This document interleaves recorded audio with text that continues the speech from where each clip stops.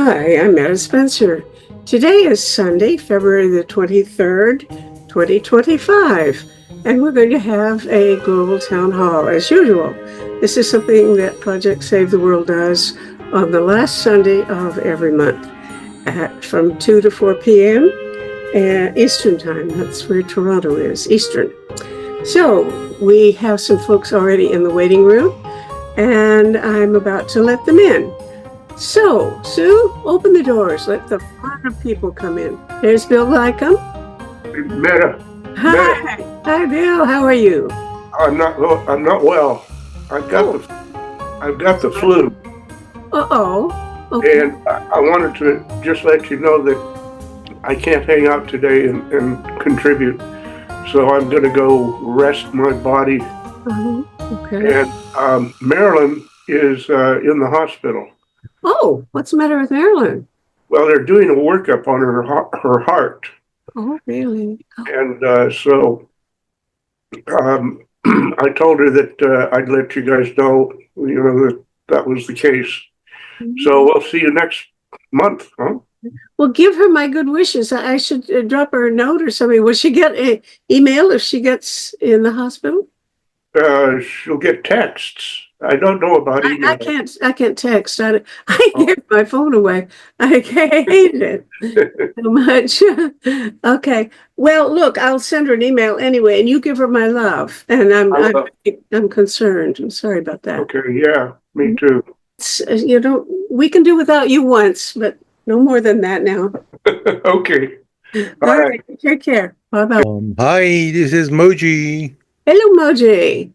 Hi. Good to see you. Okay. My camera plays games with me. Okay. And there's somebody named Peter. Yeah, that's me. Peter Brogdon. But I can't see myself even because there's no darn light. Just a minute. Might do better here. Okay. Well, okay, we have Peters all over the place, and I wasn't sure which one I was going to have the pleasure of seeing today. Maybe I'll see 2 or 3 Peters before the day is over. Okay. Anyway, I see that Tom Hedberg is in the waiting room. My computer and everything has been screwed around by all sorts of changes in the last few days. Well, I know the feeling. It happens to me a lot too. They're always changing. Even the software, they like to keep you on your toes, don't they? And there's Sandy. Hi. Hi. How are you? Oh, okay. Having a terrible winter like many other people, but anyway. I've forgotten where you are. I'm near Lake Huron, so I get lake effect snow, and for more than 2 months, there have been almost non-stop snow squalls. Oh, okay. Well, I think we've had a little snow or a lot of snow every day for a week now in Toronto. I got a few updates. Last week, I delivered a grant application to the Access Copyright Foundation because I'm a creator affiliate as a writer. So I was eligible to apply for a writing grant, and I want to focus on a media literacy analysis of residential school denialism. And because I believe it has serious influences from right-wing extremism, and because I've worked with Indigenous people for 40 years and dealt with issues around cultural racism, I want to really investigate the sources of this denialism because they're telling lies publicly about what really happened at the residential schools. And it's totally racist and it's disgraceful. So that's the latest thing. And I'm backing off somewhat from the nuclear waste, but not altogether.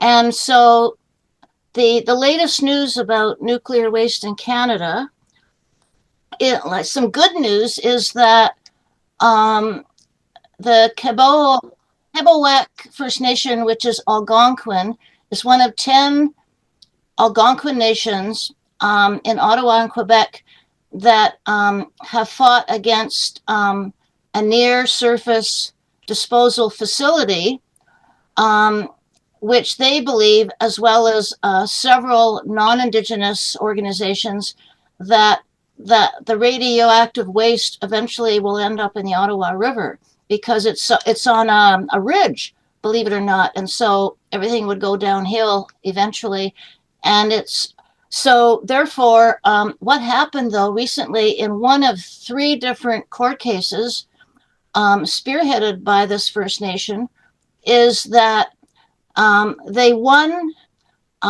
They had one recent win, and basically, it's based on the fact that the Canadian Nuclear Safety Commission and the nuclear proponent called Canadian Nuclear Laboratories totally ignored the United Nations Declaration for Indigenous Human Rights, and they are now obliged to stop the process until they revisit and include and properly consult with the Indigenous people and their various communities surrounding this potential site for the near surface burial. So this is setting a precedent in Canada. This is a huge precedent in Canada for recognition of the United Nations Declaration on Human Rights for Indigenous People. So that's a good news. Now, the other news is about. I think I already knew that from.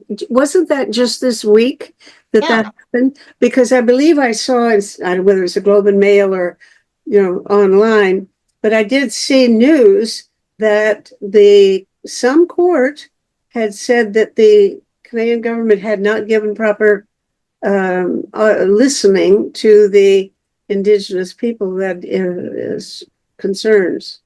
So that's, I think one has to be pretty happy about that.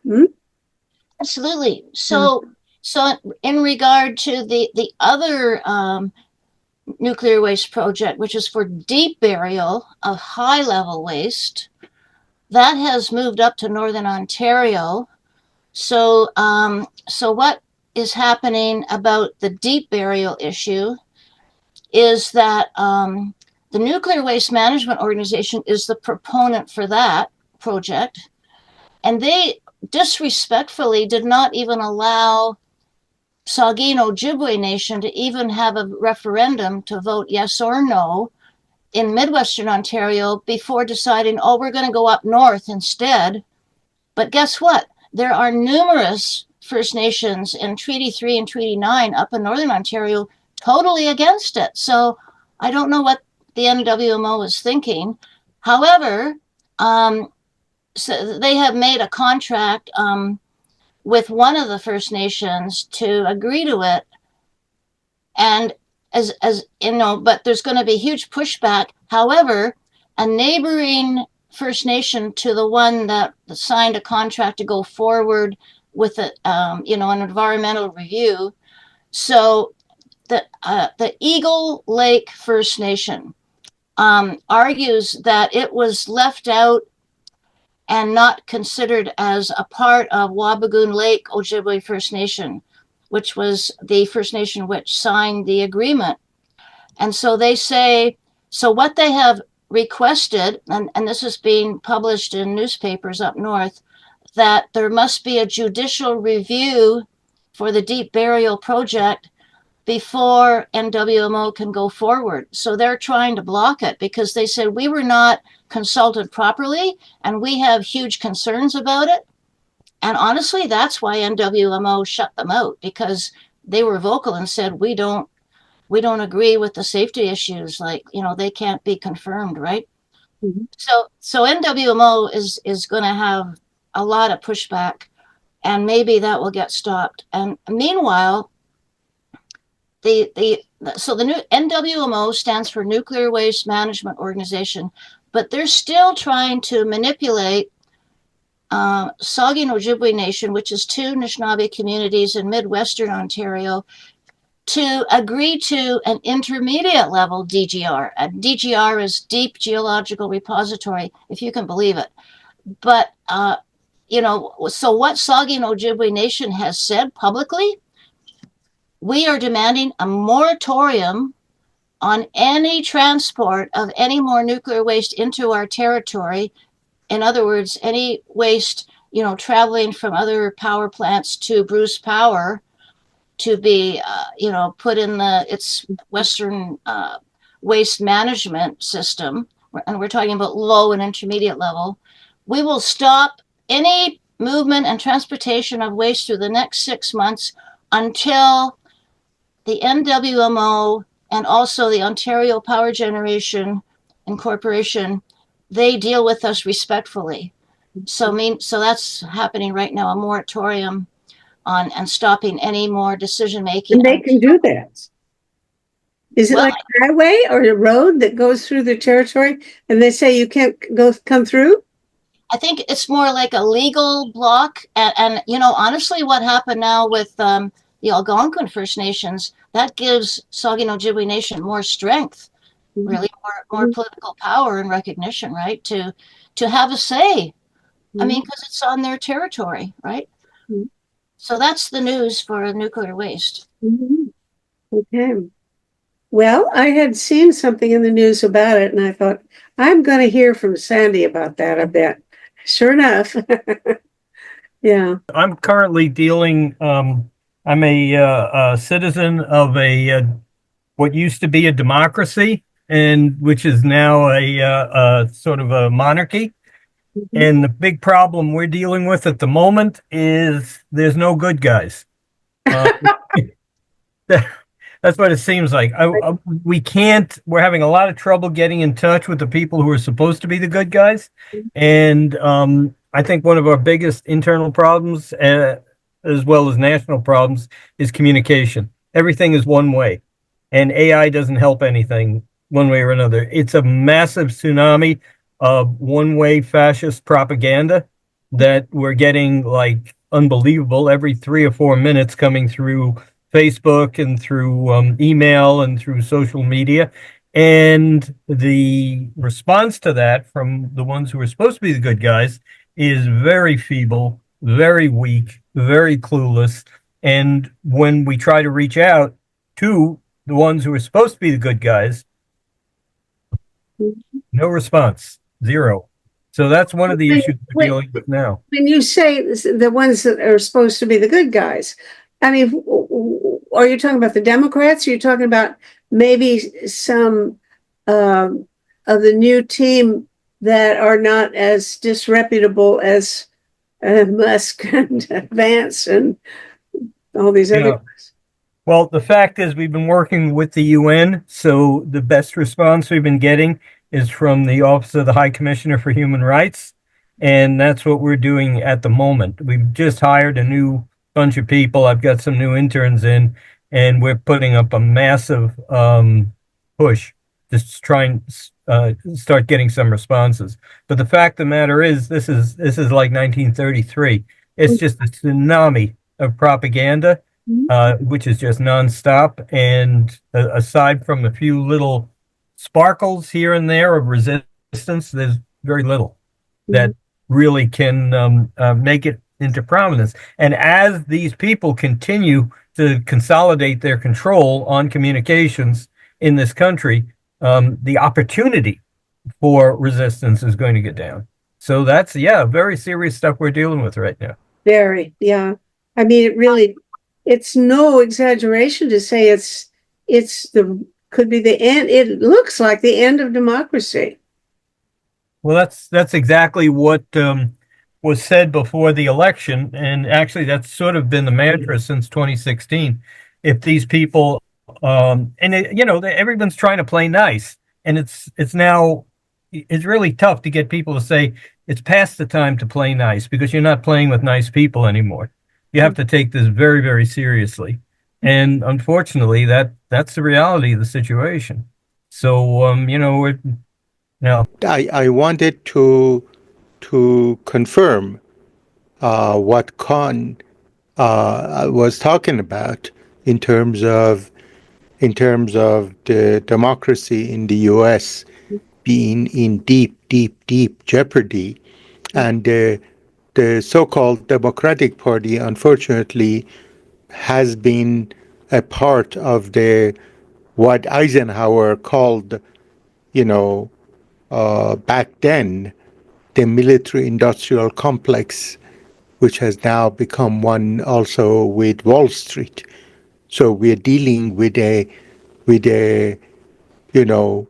what leftists call advanced capitalism problem, and that Eisenhower, if you remember, in the military-industrial complex speech, said basically, beware of the excesses of the military-industrial complex because it's going to take away your liberties. Yeah. And that's what has happened. Thanks, Moji. Actually, something interesting I can add to that. In Facebook, there are all of these postings, but you don't even need to get propaganda coming from a centralized source because a lot of the maggots just send it to each other. The central area will generate these memes, audio memes, visual memes, written things, and so on and so forth with photos. And then they just, with a sort of a smirk, they send it on to each other, and they all agree with each other and shake their heads and isn't that so? And a very telling one, or a very diagnostic one, came by this morning from actually a kid who used to be a friend, or the family were friendly with my family years and years ago. But he's a complete maggot now. He's totally brainwashed by the Trumpists. And what was really interesting and diagnostic about this posting that he put this morning is he really told the reasons why he thinks Trump is so great. And why? What's his scary. story? It was scary because it was basically, and I just shot it right back to him, sort of a distilled form of what he was saying. And he thinks Trump is so great because he doesn't compromise, because he's wealthy, because he's prominent, because he doesn't trust science, because he doesn't like to, basically, it was everything that America isn't, or everything that democracy isn't. And I said, holy shit, the battle lines are drawn. If this is what you believe makes a person great, then, man, you'd be ass-kissing to Genghis Khan, Hitler, Mussolini, and all the rest of them.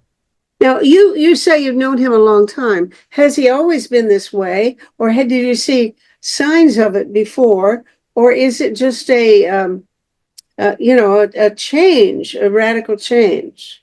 Well, I think what it is, it's kind of tough in this case because Facebook is a great uniter. It's a global uniter because, like this kid, he was a little kid when I knew him back on Long Island in New York, and I was friends with his older brother, but I knew the family pretty well. And then suddenly he reappeared after many years, but he was a full-blown on Facebook, but then he was a full-blown maggot by that time already. More to the point is my parents, because my parents, I've watched their evolution as Trumpists, and that's interesting.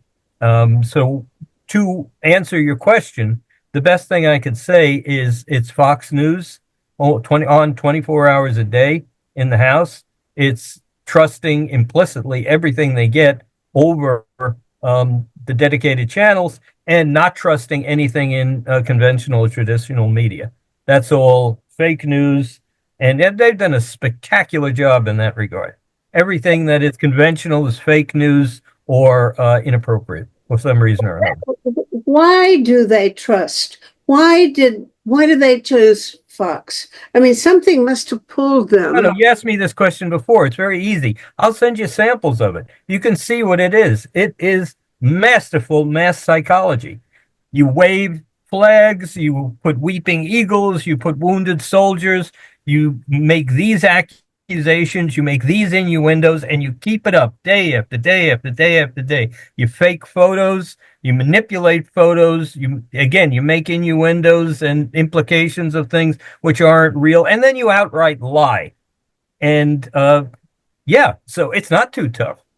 If you're susceptible to this sort of thing, and most people are. Most people will be susceptible to this.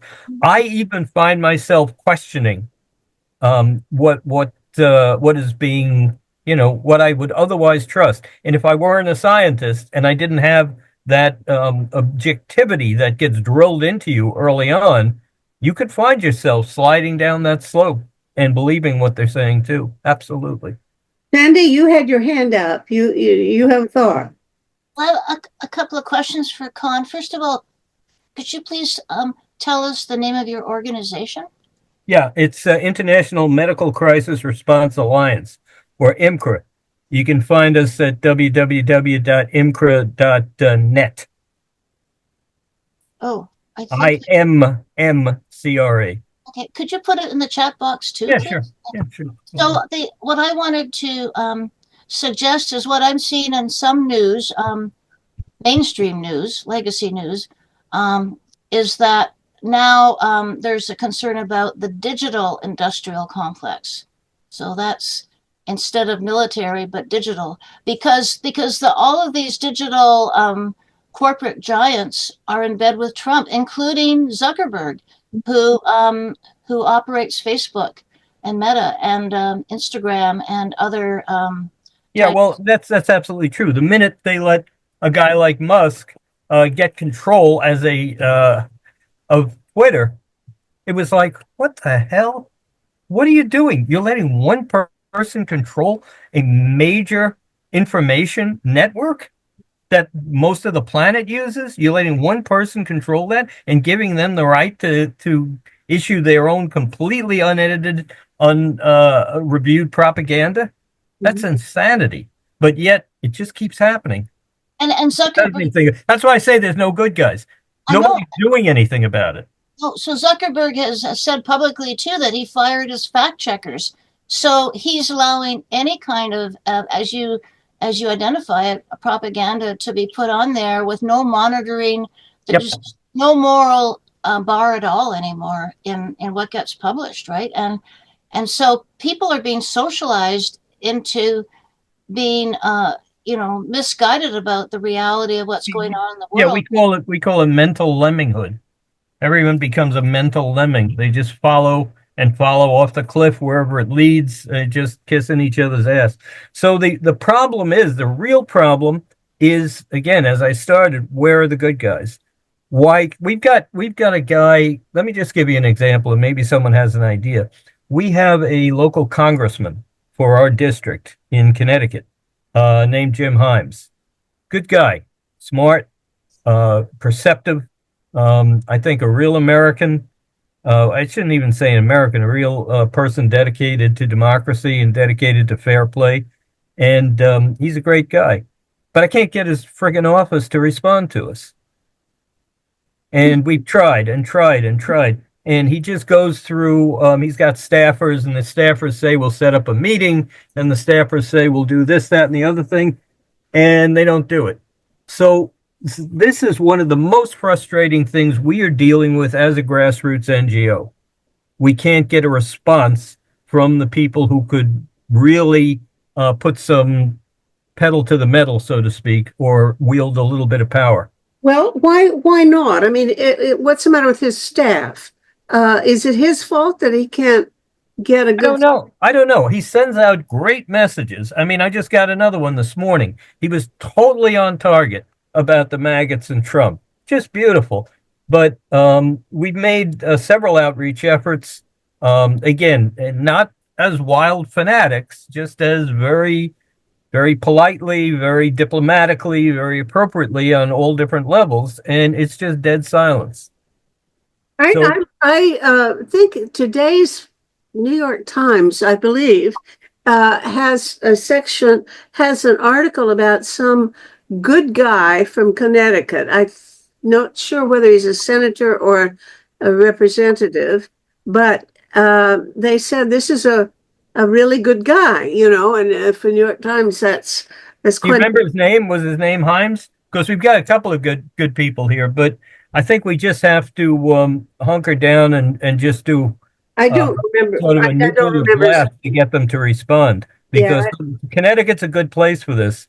We've got a lot of decent people here, but the problem is, and I think part of this is AI. Someone brought that up before. I think Moji mentioned that as things become more automatic, more corporate on so many different levels, I think people have built a series of barriers between themselves and grassroots organizations that they may not even be aware of.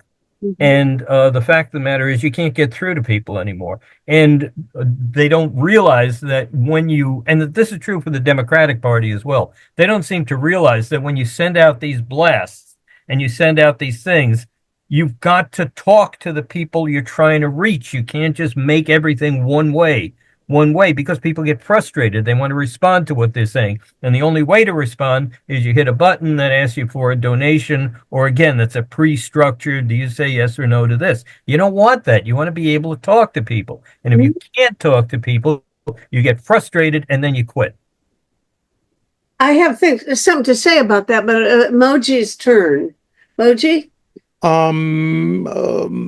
Some of the issues that you're talking about is systemic issues. Actually, all of them are systemic, and that there has been an erosion of the purposeful erosion of the institutions that undergirded the democracy that at least the white rich people in this country had for the past, after the Second World War at least, and the erosion of those institutions is being done purposefully, and so the Democratic Party has been a part of a establishment that has participated in making these institutions ineffective.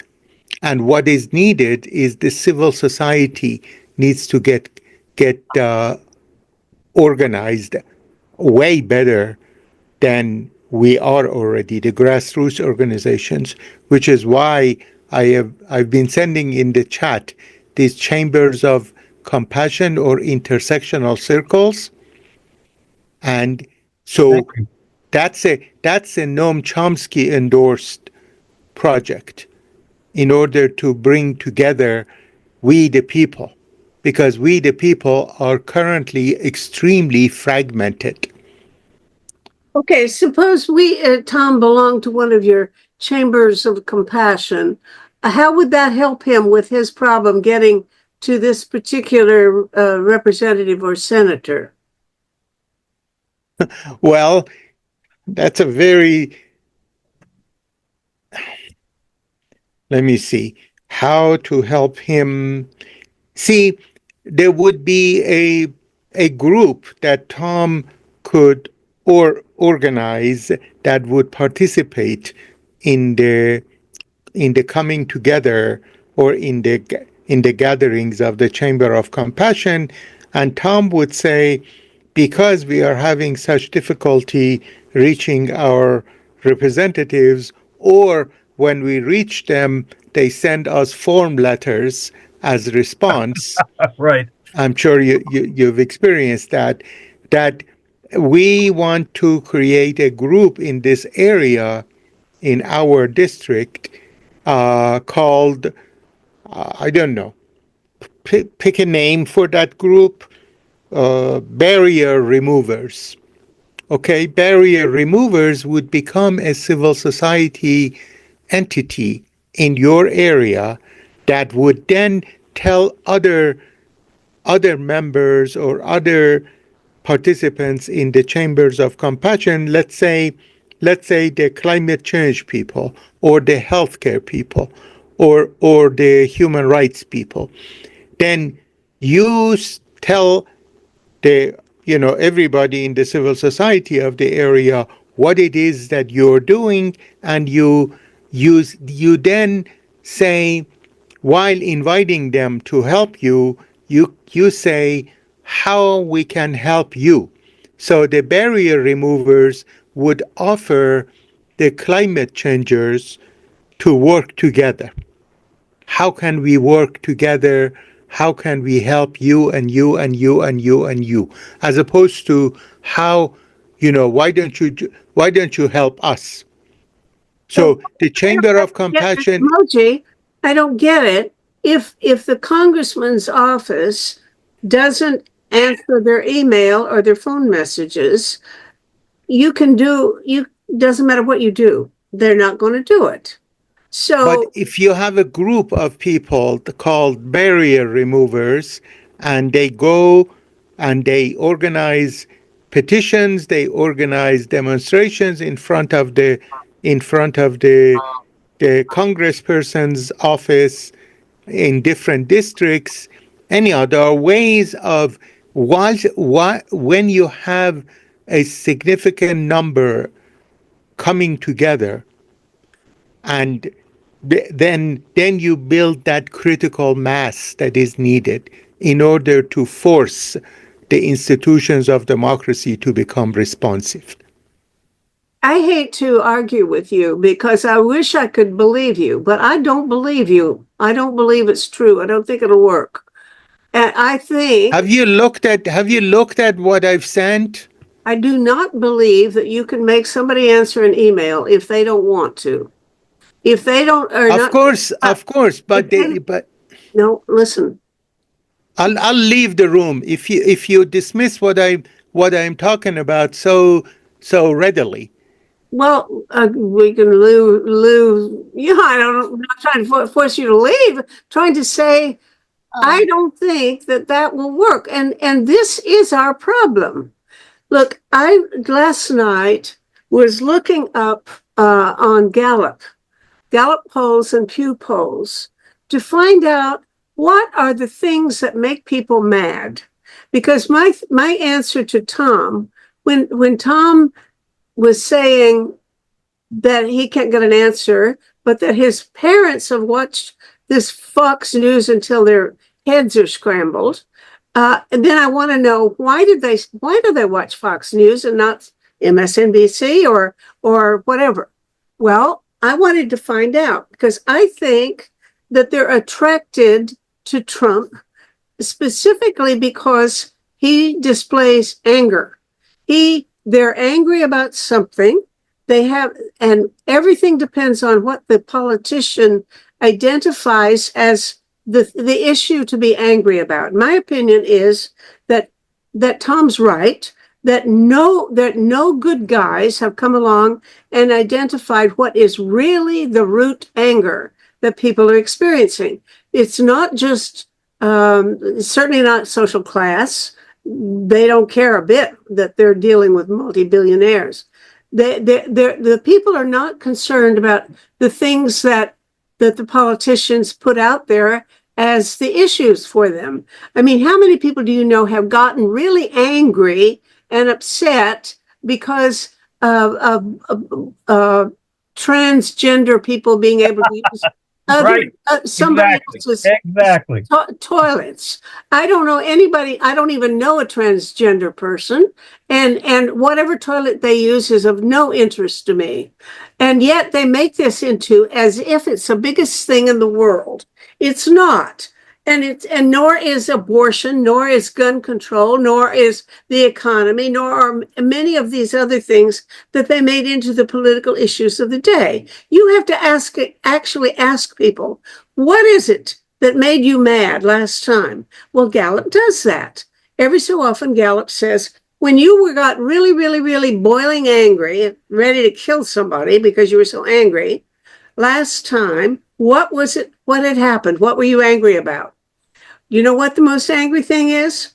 Filling out forms and trying to deal with bureaucrats and trying to get satisfaction from talking to somebody about how to fill out your tax forms, et cetera, et cetera. It is being unable to cope with the internet, the internet or any other online or even people pay billions of dollars to have some person fill out their tax returns every year. And then 60% of those experts make mistakes. So the point is that nobody can fill out these things because they're incomprehensible, they're unusable, and people go crazy with anger. I cry, I yell at people, I go completely ballistic whenever I have to handle something like online banking or filling out a tax form or any of these things where you have to do it legally, you're obliged to do it, and you can't make out it's laid out crazy. There's not designed properly. It's not user friendly. You have no recourse and you can't get help. And that's what makes people angry. Well, why don't politicians say, we will, which is Norway has done this. Norway has passed a law saying every form that you're going to require people have to fill out online has to be something that a normal human being can understand and do. You have to design that sucker so that we can use it if you're going to put it online. Not only that, but if you're going to get people to sign up for something, here's what happens to me. I'll sign up for something that says free and free for 30 days. Only, of course, at the end of 30 days, you better cancel that or you're going to be on the hook. So I forget to cancel it. And 5 years later, I find out I've been paying every year. They renewed my subscription to whatever it is. And I've been paying fortune for this thing that I never used, never wanted to have in the first place. Now, Norway says if somebody signed up for something, you have to remind them every 6 months that they've signed up for it so that they won't forget that way. So in other words, what I'm saying is we are trapped by bureaucracy and by stupid design of internet things. And that happens to be, it turns out, Pew says and Gallup says, that is the thing that people will reply to and say that makes them angry the most. So here's Tom. He calls his member of parliament or whatever, congressman, and he wants to talk to him. You can't do it. It's not set up for that. And there's no way around it. And I'm sorry, Moji, you can put together all of the people you want and you have them go petitioning. It won't make a bit of difference because they're just not set up for that. So here's where, if we want to make some change, we identify what it is that people find absolutely frustrating and what makes them angry, because they've got this boiling anger in them, and they love Trump because he will display anger for them, and they can't go around blowing off their top themselves, but he can and does, and that's what they like about him. Now I'm going to be quiet, and you tell me how wrong I am. No, it's not wrong at all. But they don't get it for some reason. When I listened to Harris during the campaign and whatnot, I heard again and again transgender, I heard immigrant rights, I heard all of this stuff that no one gives a damn about. The majority of people don't care about this. They care about the prices of eggs. They care about, exactly what you're saying, and they're angry about it. So when I'm saying that the Democrats or the good guys are utterly clueless, they are. And what's worse about being clueless is that if somebody wants to give you some clues, you're not listening to them, or you don't have the facility to listen to them. And what's worse about this, I like member of parliament, no, he's a congressman, he says, write to my office, set up a meeting, contact us. We want to hear from you. They do, incidentally, they do the same thing at the UN. I just wanted to say that it's frustrating because you see this again and again and again in so many places. People will talk a good game, and I even see this at the UN with the Department of Communications, that they will say, we want to hear from you, we need to interact, we need to collaborate, it's very important, etc., etc. But then when push comes to shove, there's nothing. They don't respond. There's no easy facility for responding. And that's something that needs to change. If things are going to improve, you have to value your base. That's true globally and it's true nationally. You have to listen to the people who want to support you and maybe who have good ideas, but don't slot into the structure as it's been set up at the present time. Mm-hmm. Mm-hmm. Okay. Well, I absolutely agree with you. And I think that is a very key thing. I like the word accountability because, you know, Max Weber had this notion of what a bureaucracy is. It's always from the top down. You have this pyramid of authority, and the person above has authority over the person below, and that person has authority over somebody below him, and all that. Well, that's how you get a lot of work done. A bureaucracy is an amazing invention. It's immortal. A bureaucracy can last for 1,000 years, you know, like the Catholic Church or all kinds of armies. And you can do things with a bureaucracy that human individuals can never do. But it's not accountable to, you want something in which the accountability and the power flows upward as well as downward. You need a way in which people who are being subordinate, whose lives are being affected by the decisions of the people in the bureaucracy, that they get some influence over what happens to them. And that's not happening now. We have no accountability going upward at all. And that, if anything makes me mad, it's when I can't talk back, you know? Yeah, go on, Tom. Yeah, just again, I don't want to dominate the conversation here, but just one more factor as we think about this. If I were some of these people who are not opening channels for accountability, I would have one good reason for it. And that is, if you ever look at the comment train on some of these memes and posts on Facebook, other social media, the comments made are moronic.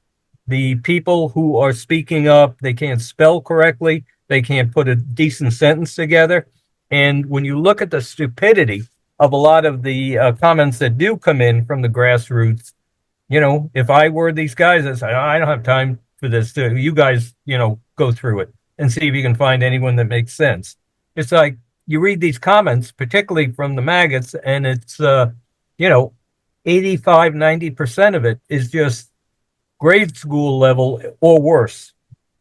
So that it's another factor to think about when we try and figure out why these people aren't responding. Mm-hmm. Yeah, Sandy. So, well, I'm going to be honest here, and I want to try to be respectful, but I think honestly, Meta, you were we all have a right to our own opinions, but I thought it was really rude and insulting how you dismissed Moji's ideas. I mean, he's got organizations doing this stuff, and we need alternatives to what's wrong. Like, we're being so negative today about, like, and I know people who do care about immigrants, and there are people in the United States that do care about immigrants, and so on and so forth. So we're in a mess right now, but there need to be different new ways of doing things, and still not give up on trying to bring people together in person, and signing petitions like Moji suggested, which still happens in Canada, and you know, protesting in a civil, respectful way, to be seen as human beings in person, and not relying only on the digital media for communication, whether it's mainstream or social media. I do not use social media, but I'm involved in a lot of different things through, you know, regular communications with people, like, well, doing what I'm doing today with you. And I belong to other groups, and I phone people and talk on the phone. I meet up with people in person. And that's why I'm doing my film screenings of my documentary at universities, to bring people together in person again, so they know what's going on and they have a chance to see some truth telling. So I actually emailed Moji, and I asked him to please come back on, because, you know, you lost him. And how are we going to have a network of people with different points of view and be respectful to each other, to hear each other out? It's not like we always have to agree, but we need to be respectful that we're all different, and we have different ways of doing things to try to make a difference in such a messed up world. I mean, we are in so much trouble as a human species. And meanwhile, we're also destroying the planet's life support system, because we should come together as humans to protect the environment. And that's what really to me, that's the ultimate goal, because we're not going to be able to survive on a planet if we keep undermining the environment. So anyway, that's all. Thank you. Thank you. I really appreciate your calling me on something that I was not aware that I did not intend to or even think that I was being rude. So I apologize. And if Moji is here, I apologize to him. I did not mean to cut him off. I meant to express it. I do believe that the moderator is not one who's just a passive witness. I do believe that I should express opinions too, the same as anybody else. And so I took my turn. So if I was rude to him, I absolutely regret it and will apologize to him, and hope that he will come back and say whatever else he wants to say about it. I do think I'm right. I do think my point is important, and I really think I really don't believe that small groups are going to be able to make an impact on how people set up their email system or their websites. They're not interested. They're not aware of it. They don't think that it makes any difference. And I don't see any easy way to do it without a very major political campaign, which I think has happened in Norway, and it's happening in Europe, EU as well, as I understand it, that the EU people are passing legislation about how the forms and the system has to work when people are required or find it necessary to use these bureaucratic systems. Anyway, I see that Tom, you have your hand up. Yeah, just briefly, I want to say thanks. Also, thanks, Sandy. I think that was really on point what you were saying. I guess my only observation here would be we get very passionate about things when we discuss things, and we have to develop a thick skin. I think that's absolutely necessary, because I've been in various conclaves and whatnot where people just, you have to be polite and you have to be diplomatic, but people get very, very enthusiastic about what they're talking about, and then you can't dismiss them, or you can't get all in a huff and march out because of it. I mean, I think Meta has some ways of which can seem abrasive at times. I know Tom had that observation when we were having our interview, but I think Meta's right on target. I think her passion is fantastic, and I think all of our passion is great, and it's important. But we have to, we have to have a thick skin. That's all there is to it. I mean, I've learned that. So. And I just want to think a little bit about the conversations that seem to have come up in the last few days only about manipulation of conversations, which has been much of your topic today, that you've been very much concerned about how all these communication channels just don't seem to work. Somebody cuts them off when you want to get the message through. And it's sometimes you can see a bit of a way through it. And I'm just thinking last night at a political meeting, the candidate in our own riding in Halliburton had been involved to some degree with the pilot project that was started by the previous provincial government to test whether, in fact, basic income, a program of basic income for people who obviously at the low end of everything, would actually be more useful than relying on prosperity generally. And the point that really came through to me, at any rate, was that when you give it as the basic income, it's a small amount of money to several people, at any rate, maybe not everybody, and if it's just a pilot project. But they will spend it generally on a service that is provided locally by some other person. That money comes in to that person who will probably spend it again on another service from somebody else, and again beyond that. So instead of just getting a single payment going through, you find these payments get multiplied by the fact that it's given directly to the service that's needed. And it just doesn't, it hasn't been accepted as a way of dealing with getting people, out of tents in the city streets. And it's just one of those things, again, that because we've got so many multiple means of communication, they can all be fiddled around with and are being done so very much at the moment.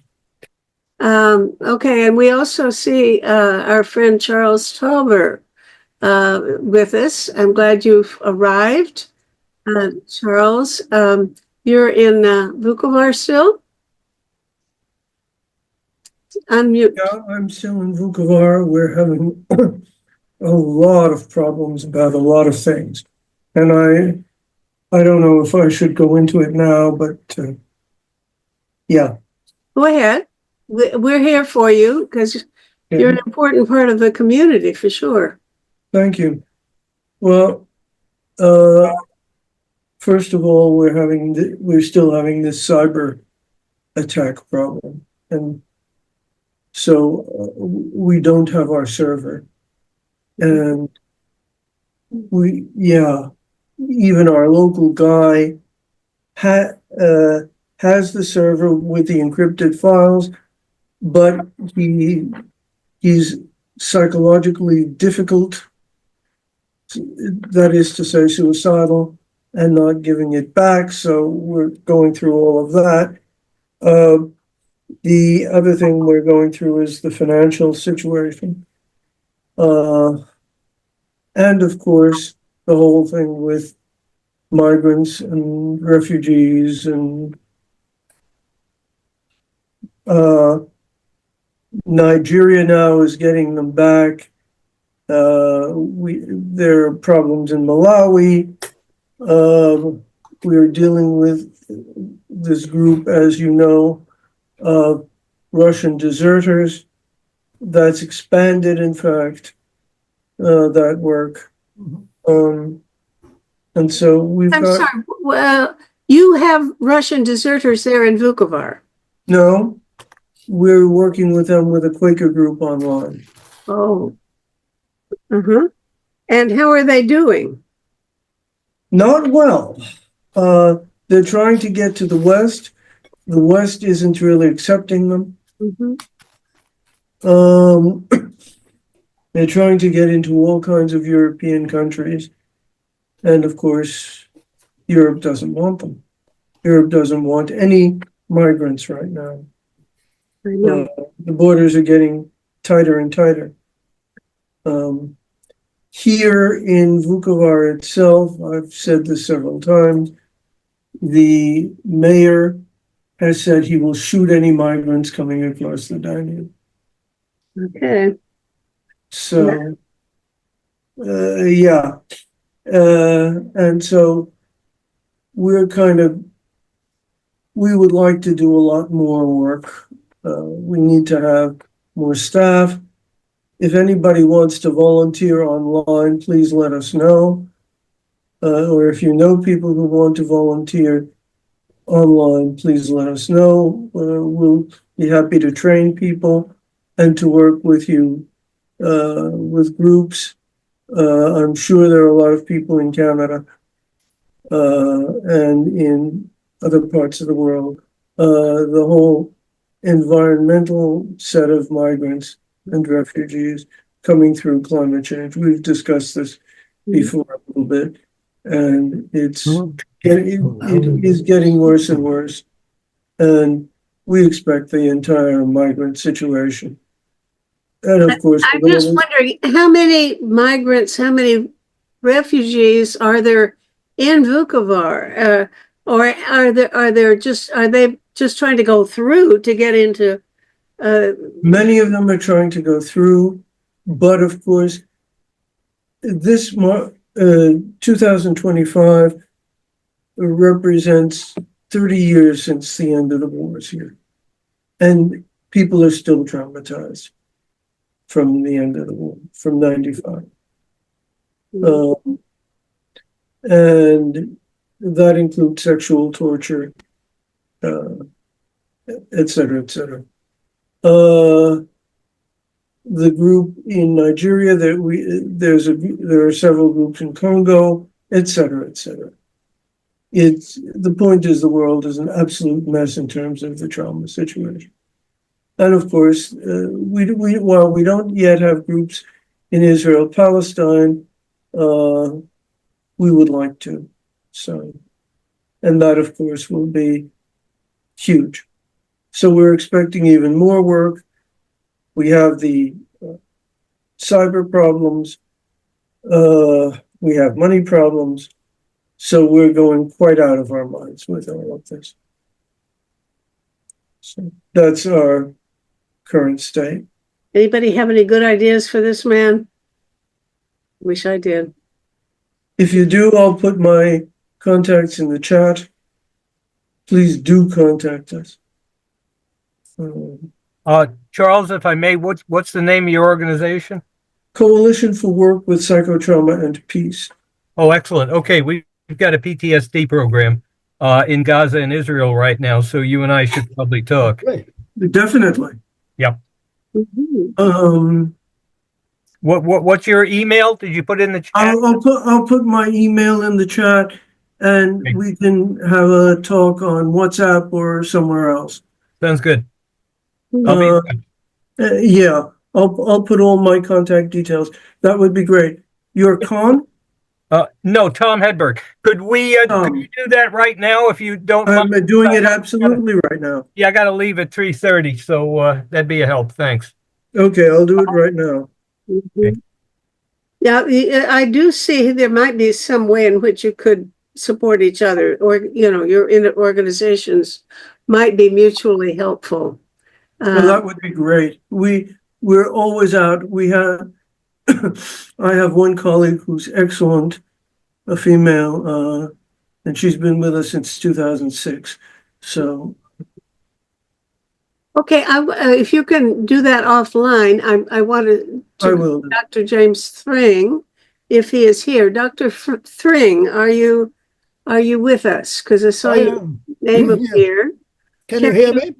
Yes, I can hear you. Now, would you show your face, please? I'm sorry, the camera is up, but I'm not sure. Would you like to say what your concerns are? Let's give you 5 minutes or so to talk about your issue. thank you very much indeed. Well, my main concern is Palestine, and I'm desperately trying to find a way of helping them out of their hellhole. And the one thing that occurs to me that I say the international community could do is to promote the responsibility to protect motion that was used, if you remember, against Saddam Hussein in Iraq, because he was deemed to be,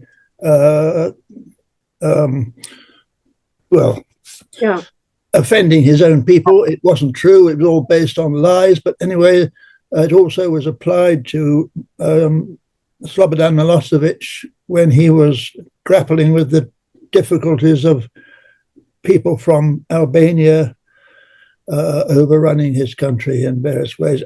I don't agree with either of those, but that device does exist, has been used, and therefore would be appropriate, in my view, to apply to Palestine, in other words, to the Israeli regime, because it's behaving in a far worse way than either of the two regimes it's already been applied to.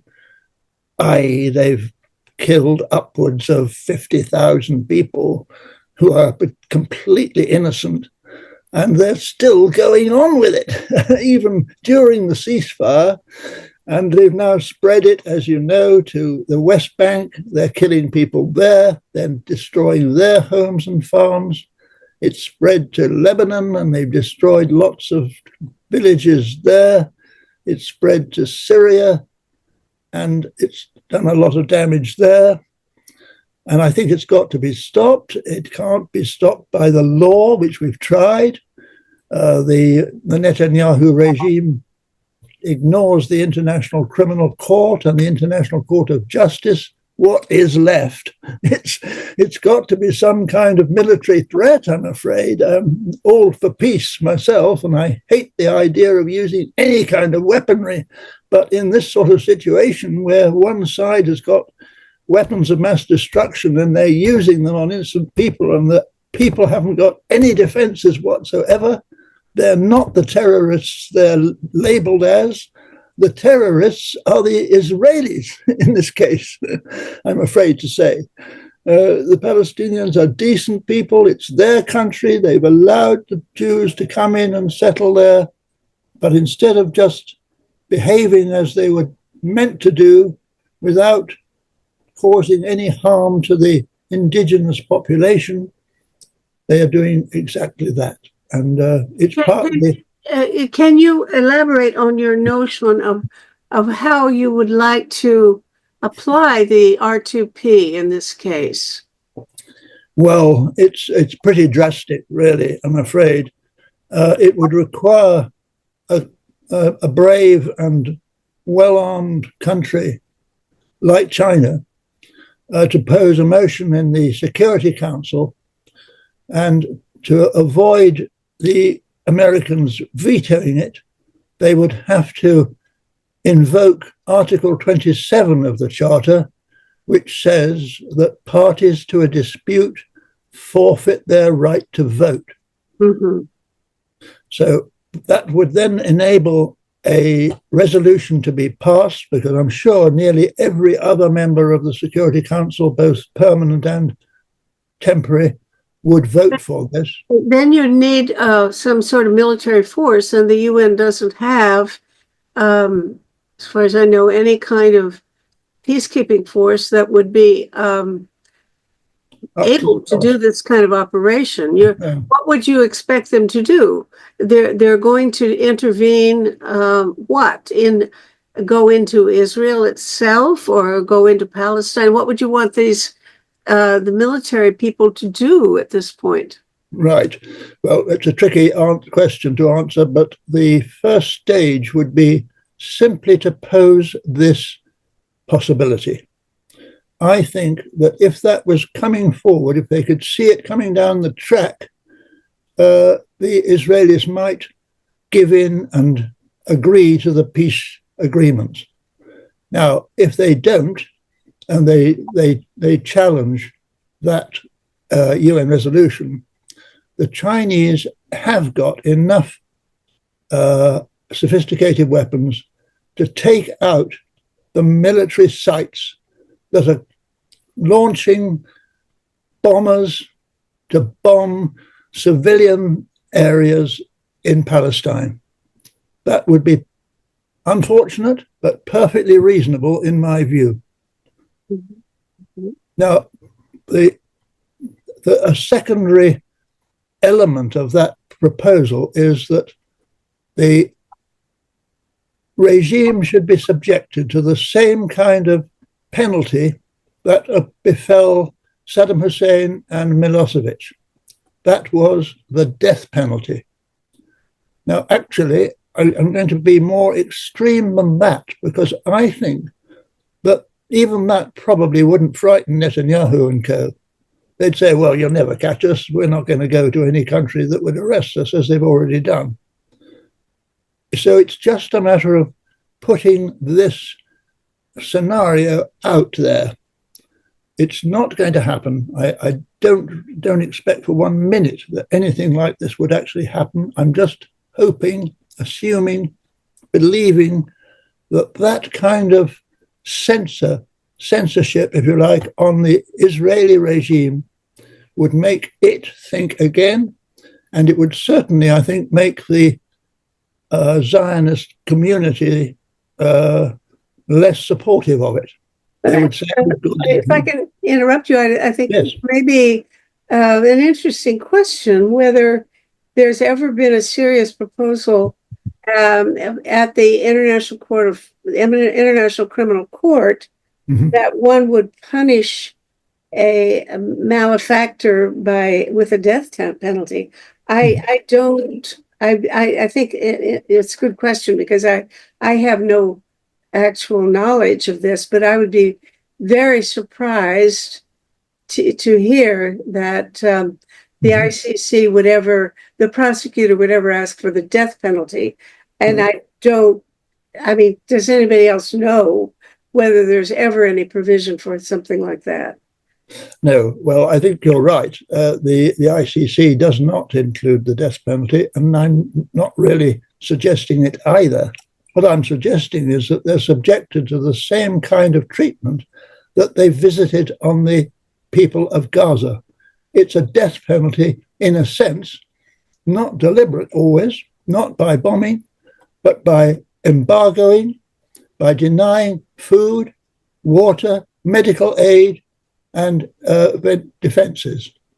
So if the regime were, let's say, for the sake of argument, they were put into the same sort of concentration camp that the Gazan people have been in for 15 years and denied adequate water, food, and medicine, if they thought that was a possibility, that might make them think twice about what they're doing.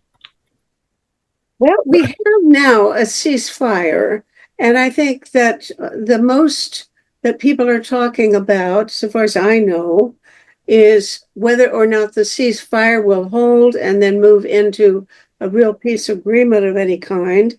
And if so, what it would look like. In other words, I know that the ICC has a warrant out for the arrest of Netanyahu, I believe. And I would be personally very happy if he were to be arrested.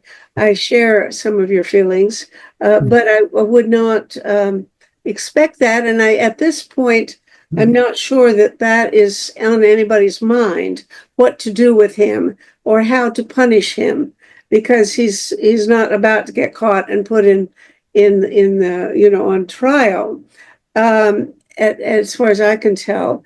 But the real discussions that are going on now have to do with how to maximize the possibility of getting a lasting something more than this very fragile ceasefire. I don't personally, I don't have a position on this, but I think it would be worth asking other people now that you've stated your position. By the way, I'm glad to be able to have a good look at you, sir. I'm glad you joined us. But other people here, the other guests today, you all have heard what Dr. Thring is proposing. Do you want to chime in with your own thoughts? Meta, I just put a note. Unfortunately, I've got a hard stop at 3:30, but I don't believe that Dr. Thring is adequately representing the situation in Israel and Gaza, and I'd be happy to discuss it with him offline via email. Yeah, what do you think I've got wrong? Lots, sir.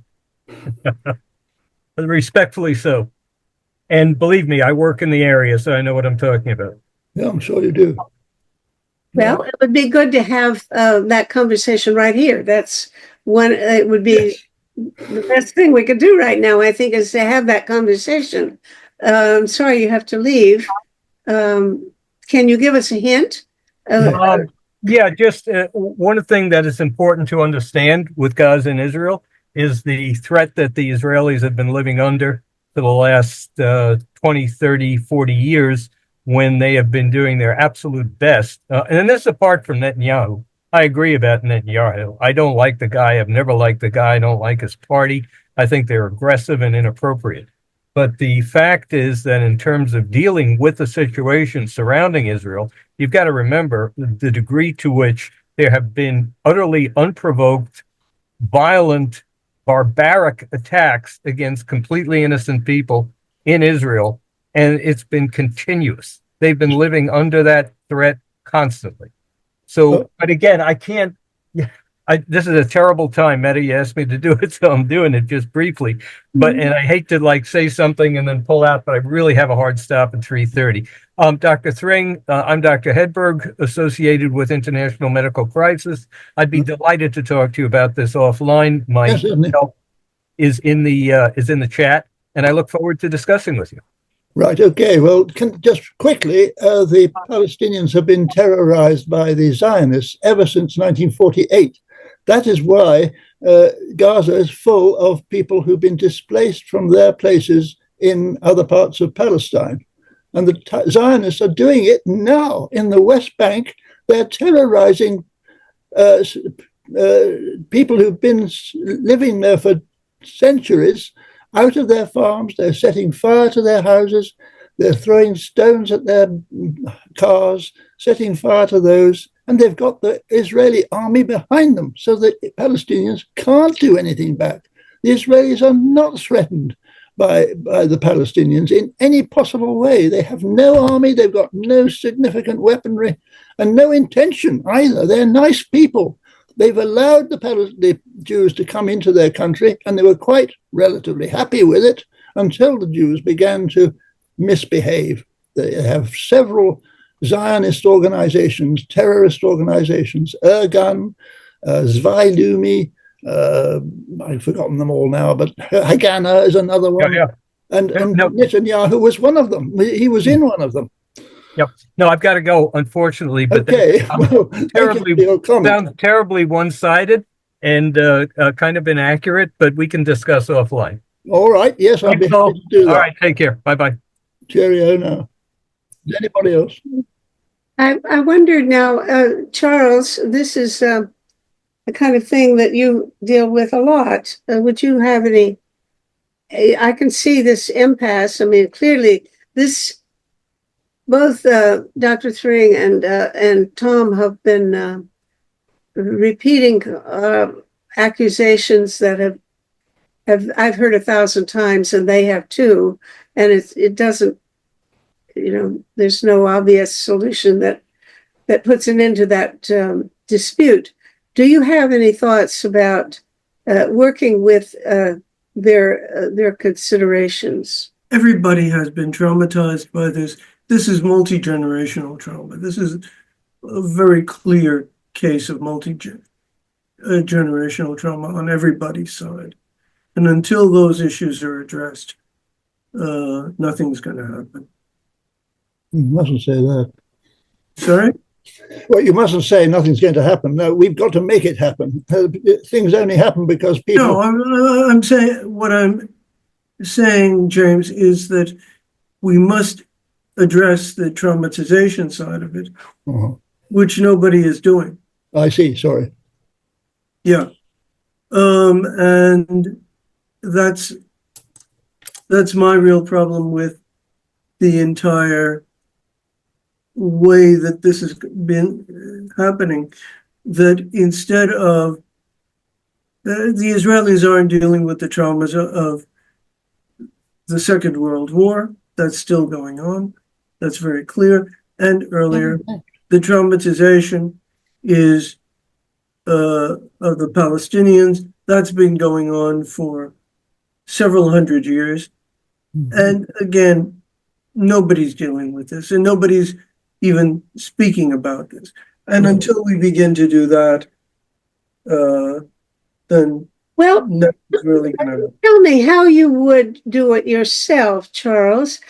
Suppose you were going to deal with the trauma on both sides. Would you bring together Jews and Palestinians who have been traumatized personally? I first would deal with them separately, and then bring them together. There was. Okay, now let's imagine that you or Sammy or somebody actually did what I guess would be therapy with both people from both sides who had been traumatized, and then you bring them together, and what happens? normally under let's imagine the best outcome in this joint meeting. And then I want to ask for your notion of what would be the best outcome in terms of their policy decision. Maybe you imagine that in the best of all possible worlds, this joint meeting would lead to mutual forgiveness or something like that, and then an agreement about some kind of solution.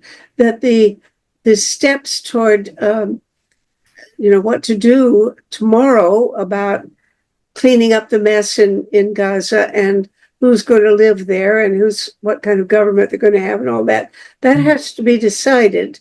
But presumably, in your thinking, if people have been through some sort of treatment or therapy for their trauma and it succeeded, then the kinds of policies they will agree to should be different from the ones that they would agree to now. I agree with. Is that so? I would agree with that. I think that first you have to deal with both the individual and the collective traumas. Mm-hmm. And that's not a short-term process. You can't do that in a couple of weeks or even a couple of months. You have to start up these programs. They have to go for years, but you have to start them. What would you imagine doing if you had money for, to do as much therapy with as many Israelis and Palestinians as you think need to be treated, and that you could corral and get to accept this treatment? I would have a lot of small groups of people working together and dealing with the memories and dealing with their issues. Now, for how long? You would have almost As long as it took. No, I mean, if you could, or what do you think is necessary? Because, if you're going to do therapy on everybody in the world, it's a big job. Okay, how long is it going to take in your imagination to do therapy on X number of groups of what size that will be sufficient on both sides, Palestinians and Israelis, and in order, what are you talking, 6 months or a year, every day? We're talking by Zoom or by in person, whatever. How long is this going to take, and what's it going to be like, and what will the experience be like for the average person in these groups? Okay, that's a long. You're asking a lot.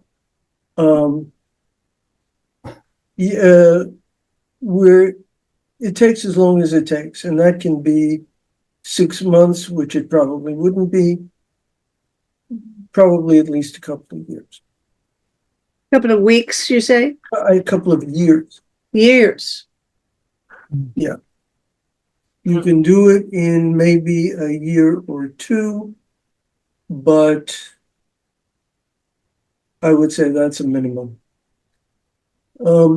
These traumas go back. You have to remember what we're dealing with here. These traumas go back, so even here and in the former Yugoslavia, it goes back at least 150, 200 years. These traumas. And I've had clients where they've had grandfathers, great-grandfathers, and so on, where it takes that length of time, that's where it all comes from. And so you have to trace that back, and you have to see what's going on with the individual and with the group, and deal with that. And it's not a simple problem. Well, I know, I'm really trying to visualize how much you could expect to get.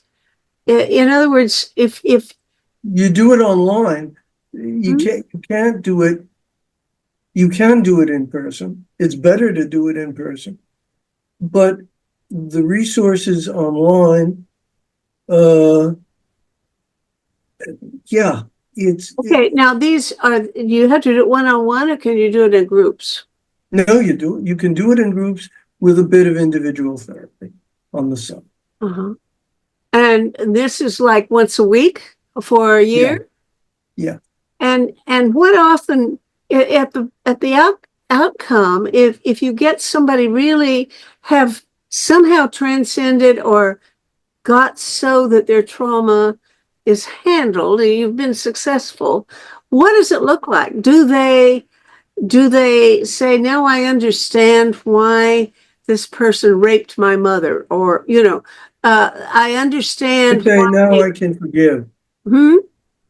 They say, my trauma is lower, my trauma is less, and maybe I can forgive. Hmm. Maybe. Mm. Well, then do you ever try to bring them to face with the Yes, aggressor, the person, the individual who harmed them? absolutely. Hmm. What That's called about restorative people justice. whose trauma is the guilt of knowing that they were the monster in this case? Yeah, there's a great deal of guilt on the side of the the side of the perpetrator. Huge amount of guilt, huge amount of perpetrator guilt, and you have to deal with those people too, because otherwise it doesn't. The terrible thing, Charles, is it sounds like almost impossible. It's not impossible. Everybody in the world has trauma, and everybody would take, if we all took a year getting treatment. I mean, how many of the people in Israel and how many Gazans? I mean, look at all the Gazan people now who would certainly need treatment. Their houses. Absolutely. Absolutely. So almost the majority of the people in the society would need it. Let's make it even a little easier. Let's take the former Yugoslavia, which isn't an easy situation. 30 years. This year will be 30 years since the end of the war. I live in Vukovar is a town that is divided. We're divided, but not physically divided, but certainly ethnically divided. Even the restaurants, you go to different Serbs and Croats, you go to different restaurants. Now in Bosnia, they're going to the prosecutions from the war crimes tribunals are still going on. The other day, Milorad Dodik, who was, maybe he still is, the head of the Serbian Republic in Bosnia, was convicted of war crimes. Mm. Now that's compared to the Arab-Israeli thing. That's this is quote unquote minor. This is small. It isn't small, but in comparison, it is. Could I butt in here? Of course.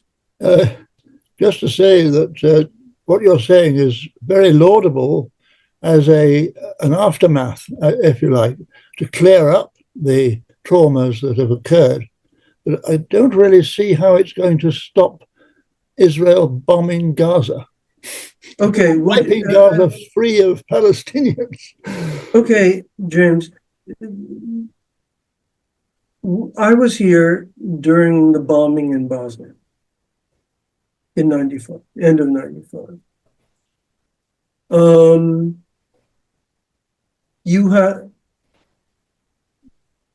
You can't deal with trauma.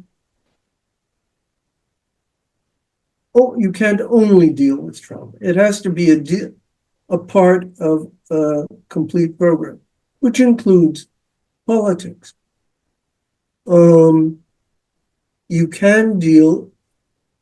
I mean, what Netanyahu is saying, for example, is straight out of the victimology of the Second World War. With all the revenge stuff. Sorry? I think it's come from the Bible. He keeps quoting how they treating the Palestinians as if they were Amaleks, who God told them to wipe out. He's using that language. But He didn't suffer in the Second World War, as far as I know. no, but his parents probably did. Or his relatives of some sort did. Okay. And these stories are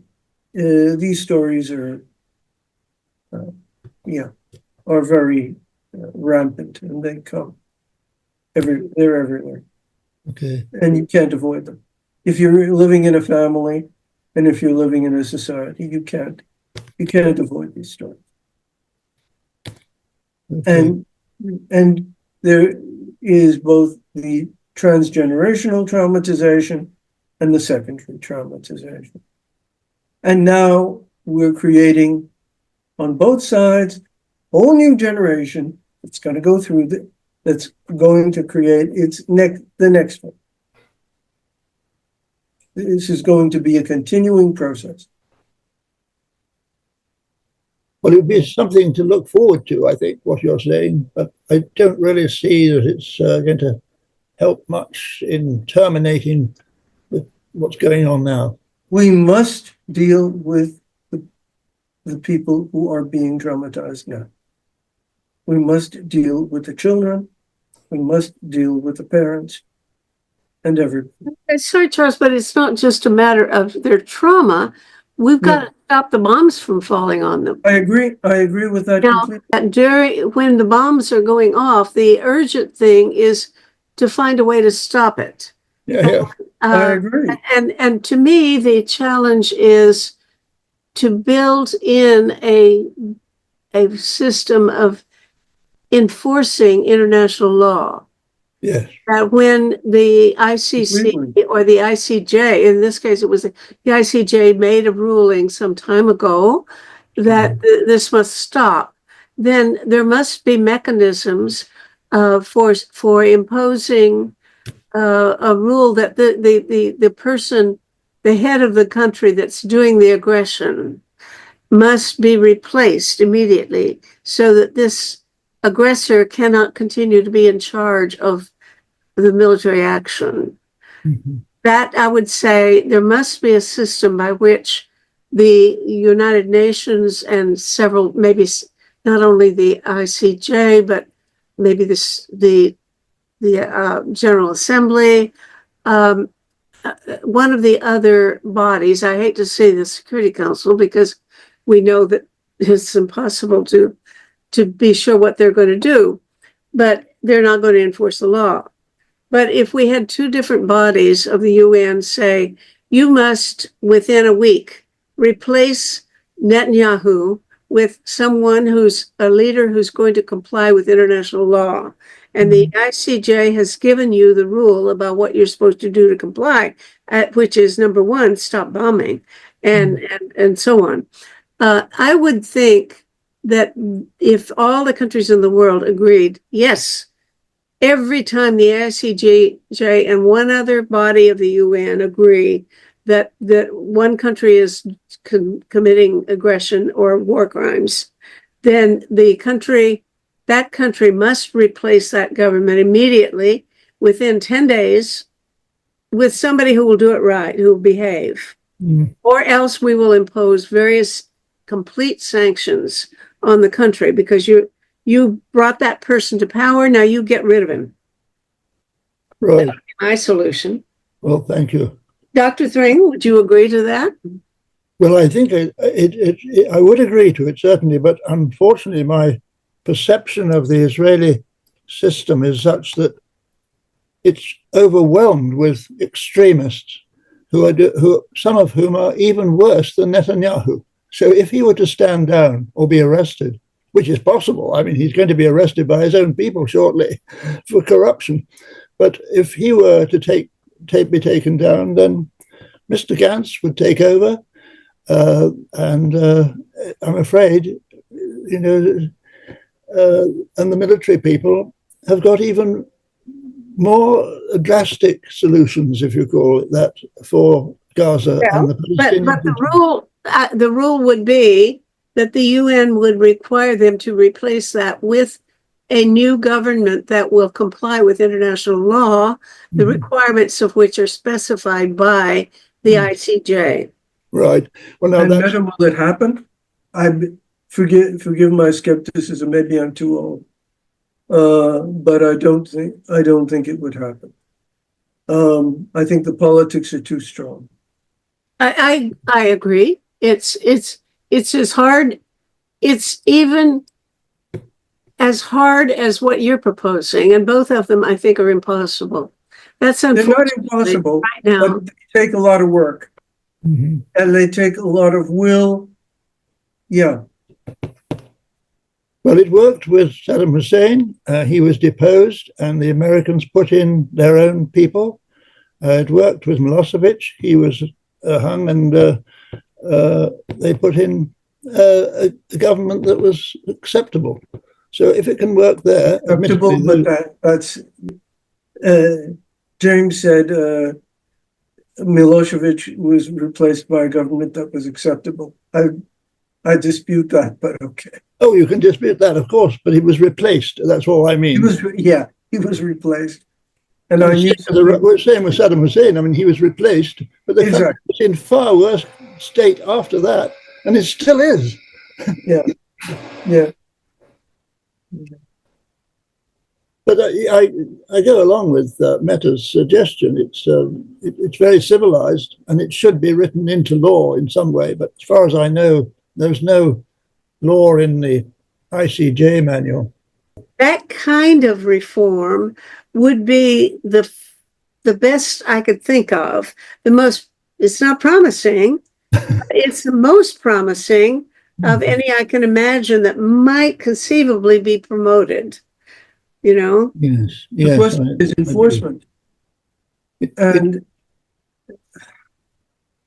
forgive my skepticism, but well, dear honey, I agree with your skepticism, but you'll have to forgive me. But I have to say that what you want to do in terms of doing therapy on everybody who needs it, it's a lot harder. It couldn't be. well, this is why we came up with this whole idea of barefoot therapists 30 years ago. And this is Sorry, you came up with the idea of what? what we call barefoot therapists. Oh, Barefoot therapy, I love the idea. And I could imagine wanting to be engaged in doing it or I don't have any great therapy needs right now, but I have probably done more. I've been a patient in therapy more than anybody you've ever met. But the last time was 30 years ago or so. But I probably spent thousands of hours as a therapy patient in the days when I had depressions. So I know what goes on in therapy and every kind of therapy. I've tried everything and I don't need it anymore. Thank you. But I do know what it's like. Yeah. I think it's a both and situation. So I agree both with James and Charles about what's needed. Charles is looking at the long-term, like what is really essential, because if we look at the human condition, and I have trained and studied in some psychology, but I'm not anywhere close to being an expert. So I really concede to Dr. Tauber that you are the expert here on psychology. But I did a doctorate on based on a spiritual psychology called psychosynthesis, and I put it into the chat box. You might want to look it up on Google. So it was created decades ago by a Jewish Italian psychiatrist who created this system to help the human condition in recognizing soul woundedness as being widespread through human history and continuing. And I could expound on him, but maybe I'll do it for another meeting next month to tell folks more about his work, which is used around the world, but it's still marginalized, really. It's never been part of the mainstream therapeutic system. And Remind me of the name, Sandy.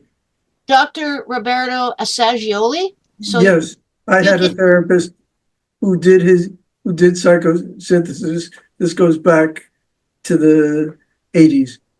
yeah, so I mean, his work is really important, and Yes. it's still important, and so I do agree that the trauma is something that has to be dealt with, but that's a long-term project.